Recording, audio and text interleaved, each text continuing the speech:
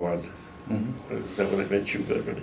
That's when we were gonna stop it, and I went back into carpentry, and well, I always liked doing that work anyways. To me, and so I was running out of work. I used to do these new homes. I do the trim inside. In fact, my dad and I would build new homes, and I saw a sign at Chrysler. It said carpenters wanted. So I figured, what the heck, I'll try it. So I put my name in, and about a month or so later, I get a call. My wife answered. It was on a Friday before the Sabbath, and she said, "Mr. Chrysler wants to talk to you." I said, "Mr. Chrysler?" And I said, "I don't remember giving a bid to Mr. Chrysler." And then I started working there. But the first year, I must have been laid off 5 or 6 times. So it was winter time because I started in July. But then things picked up and I worked there. And then I got myself a builder's license, and I used to do jobs on the side. Well, my wife was complaining that I worked too much, that she didn't see me enough and all that. So I listened to her. Then she came and told me a story about 6 months later, we don't have as much money as before. Wow. Well, I know what she's going to say, So I went to, like I would work maybe, if I was on the first shift, I would work like 4 or 5 hours after. And I was getting overtime there in the plant, so I would take all of that.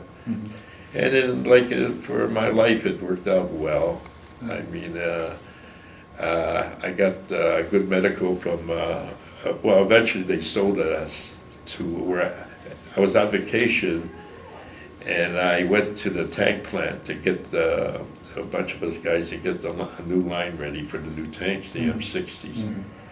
And, when I got there, they froze us. Well, I had one of the highest seniority, maybe one guy ahead of me, but they wouldn't give it to me. So I was on the bottom. Well, I ended up with 22 years, and they start closing it up there. So, and I got laid off, and some of the guys said, "Well, you got screwed." I said, "Well, I can't worry about that, And I went out on myself. And eventually in '91, I broke my ankle. And I thought I'd be back to work in about 3-4 months. Well, a year later, I was wearing a cast and the whole works. And I had to go back to work. So what I did in the days I was working and all that time, and I invested my money, and my medical is very good.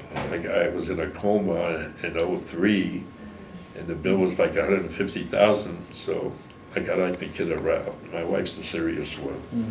And I said, "Beverly, don't pay the TV bill," because I did watch it. So, and my medical bill today is very good. Like my prescriptions for 3 months cost me $5. And everything, things are working out. And the only bad thing I ever say I had in my life, my son passed away 4 years ago. He was 39.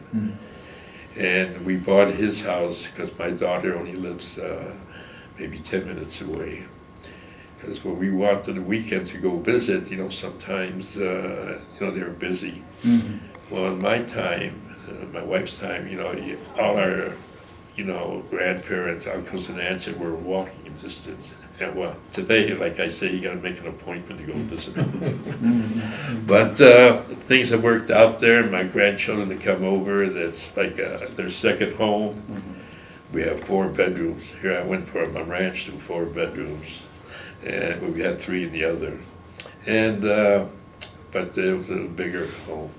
And I have one room for my office, and one for the kids where they play and draw if they want to, and another room where they have TV. They sleep there.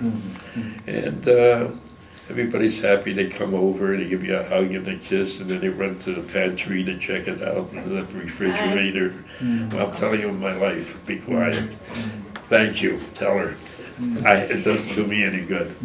And my grandchildren, my mother told me in life, that is your dividends in life. And we, we're all close. My daughters, we talk to them all. One that I have in California, I have one grandchild.